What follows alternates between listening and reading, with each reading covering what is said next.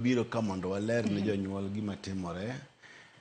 Kaka nawacho ni ne waluongo PS mar higher education. Mwakone ni jonyuol nigi to ahinya kuom somo e mbalariany. Ma kata nyithindo moko manokalo moseyudo A dwa mana no dhi e technical colleges nikech ne giwacho ni pesa no ng'eny ma ok ginyal dhi. Ne gioro fee structures ne jonyuol kaka medicine ne gioro ni 612 kaka wacho cha. Omiyo jonyuol ne ok nyal chulo fees. Lakini sani gimotimore ni giwacho ni gidhi chulo ne jok ma band mokwongo ma vulnerable ka 95%.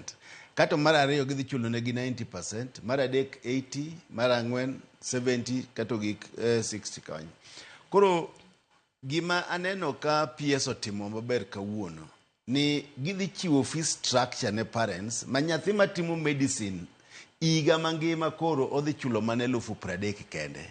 To kochulo 30,000 to kendo idhi miye pesa moro monyalo konyorego maromo 60,000. Mano kaka ni timo chon cha. Omiyo koro waparo ni chenro ni kopo ni gidhi gitimo chenro ni kaka giwacho nikech kiny bende wachak waluongo PS mar education mondo kelnwa fee structure mar department ka course mitimo. Ka en education wadwa neno ni to en pesa di. Ka en arts kata ka en 122,000 wadwa neno ni en 122,000. To kaka giwacho ni jonyuol bro chulo mana higa chiel gichulo kata 4,000 kata 10,000. Mane fee structure mwadwa ni jonyuol mondo odhi one.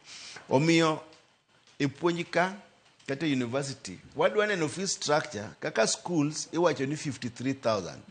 Wadwa neno ni mane moter ne jonyuol.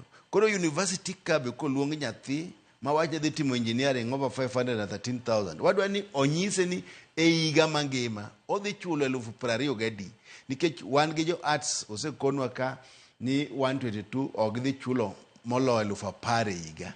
Koro magi mwadwa ni higher education KUPS gibedi ma barua mora mindiko ne jonyuol kik ndikie ni medicine dhi chul gi siling 612. Mano ok wadwa neno nikech mano discourage jonyuol, miyo jonyuol moko ok ter nyithindgi e university.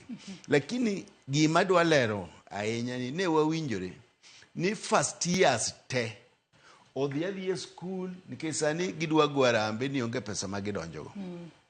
Tadwa nyiso jothurwa ni wasewinjore gi ministry gi universities te ni onge first year mora midhi riembi kapok gi sort out model magiwacho ni. Omiyo wakwa nyithindwa te mano oyudo admission e university ni kik moro dong ni onge pesa nikech oyiene gidhi donjo